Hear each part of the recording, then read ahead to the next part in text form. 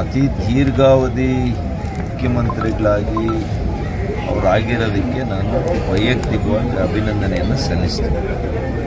ಏಕೆಂತಂದರೆ ಇಷ್ಟು ಸುದೀರ್ಘವಾಗಿ ಬೇರೆ ಪಕ್ಷದಿಂದ ಇನ್ನೊಂದು ಪಕ್ಷಕ್ಕೆ ಬಂದು ಇಷ್ಟು ವರ್ಷಗಳ ಕಾಲ ಮುಖ್ಯಮಂತ್ರಿ ಆಗಿರುವಂಥದ್ದು ಕಾಂಗ್ರೆಸ್ ಪಕ್ಷದಲ್ಲಿ ಒಂದು ಸಾಧನೆ ಅಂತಲೇ ಹೇಳ್ಬೋದು. ಆದರೆ ಮಾನ್ಯ ದೇವರಾಜ ಅರಸರವರಿಗೆ ಹೋಲಿಕೆ ಮಾಡ್ಕೊಂಡಾಗ ಮಾನ್ಯ ಸಿದ್ದರಾಮಣ್ಣವ್ರಿಗೆ ಬಿಡ್ತೇನೆ.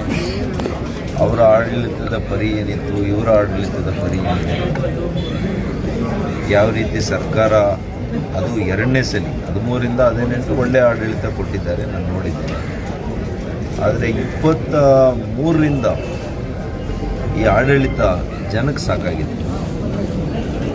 ಅವ್ರಿಗೆ ಆಡಳಿತ ಬೇಕಿದೆ, ಅವರಿನ್ನೂ ಮುಖ್ಯಮಂತ್ರಿಗಳಾಗಿ ಇನ್ನೂ ಬಹುಶಃ ಇನ್ನೂ ಕೂಡ ಇರಬೇಕು ಅಂತ ಅವ್ರಿಗೆ ಆಸೆ ಇದೆ, ವೈಯಕ್ತಿಕ ಆಸೆ ಇದೆ. ಆದರೆ ಜನರಿಗೆ ಸಾಕಾಗಿದೆ.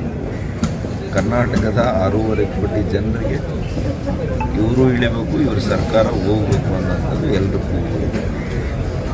ದೇವರಾಜ ಅರಸರವ್ರಿಗೆ ನೀವು ಹೋಲಿಕೆ ಮಾಡುವಂಥದ್ದು ಸರಿಯಲ್ಲ. ಮೊದಲನೇದು ಅವರು ತಂದಂಥ ರಿಫಾರ್ಮ್ಸ್ ಇದೆಯಲ್ಲ, ಸುಧಾರಣೆ ಕ್ರಮಗಳು, ಅದು ಇನ್ನೊಬ್ಬರಿಗೆ ನಾವು ಹೋಲಿಕೆ ಮಾಡೋಕ್ಕೆ ಸಾಧ್ಯ ಇಲ್ಲ.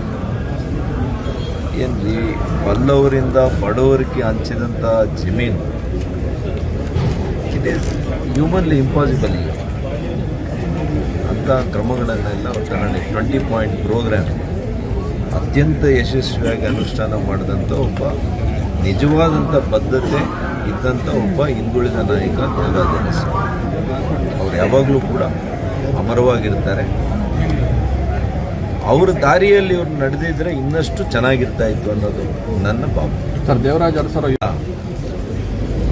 ಇದು ನೀವು ಕೊಡ್ತಾ ಇರೋದು ಬರೀ ದೀಪಾವಳಿ ಊಟ. ದೇವರಾಜ ಅರಸರು ಕೊಟ್ಟಿದ್ದು ಜೀವನಕ್ಕೆ ಊಟ.